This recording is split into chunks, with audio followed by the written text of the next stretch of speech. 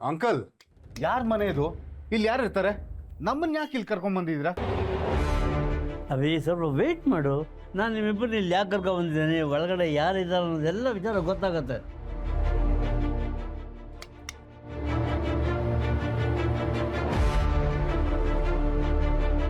ನಮಸ್ಕಾರ. ನಮಸ್ಕಾರ. ಹೇಗಿದ್ದೀರಾ ಚಕ್ರಿ ಅವರೇ? ನೋಡಿ, ಹೀಗೆ ಇದ್ದೀನಿ. ಬನ್ನಿ.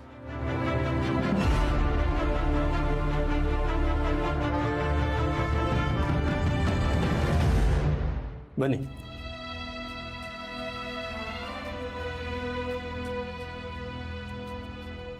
ಇವರಿಬ್ಬರು ಯಾರು ಚಕ್ರಿ ಅವರೇ? ಇವನೇ ಅಭಿಮನ್ಯು.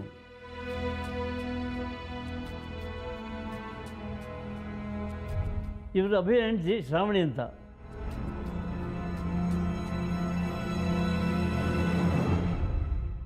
ಅಭಿ, ಶ್ರಾವಣಿ,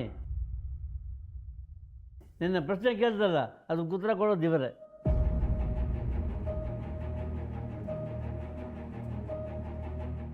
ಅಂಕಲ್, ನೀವು ಯಾಕೆ ನಮ್ಮನ್ನ ಇಲ್ಲಿ ಕರ್ಕೊಂಡ್ಬಂದಿದ್ದೀರಾ? ಇವ್ರು ಯಾರು, ಏನು ಕತೆ? ನಂಗೆ ಒಂದು ಅರ್ಥ ಆಗ್ತಾ ಇಲ್ಲ.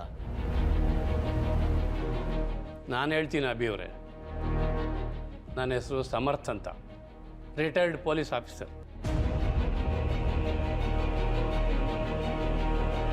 20 ವರ್ಷಗಳ ಹಿಂದೆ ಆಕ್ಸಿಡೆಂಟಲ್ಲಿ ನಿಮ್ಮ ತಂದೆ ತಾಯಿ ತೀರೋದ್ರು ಅಲ್ವಾ? ಹೌದು.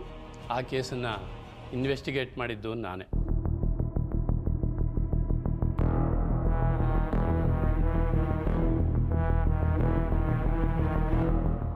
ಇನ್ವೆಸ್ಟಿಗೇಷನಾ?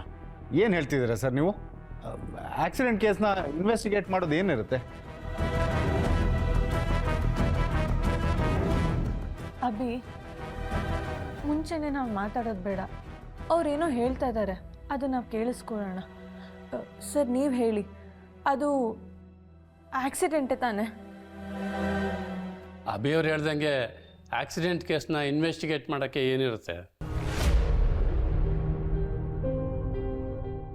ಅದು ಆಕ್ಸಿಡೆಂಟ್ ಕೇಸ್ ಆಗಿದ್ರೆ ನಾನು ಯಾಕೆ ಇನ್ವೆಸ್ಟಿಗೇಟ್ ಮಾಡ್ಬೇಕು ಹೇಳಿ?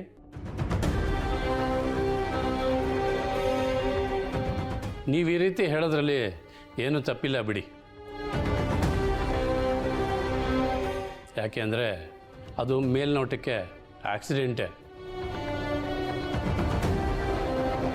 ಆದರೆ ಅದು ಆಕ್ಸಿಡೆಂಟ್ ಅಲ್ಲ. It was planned murder.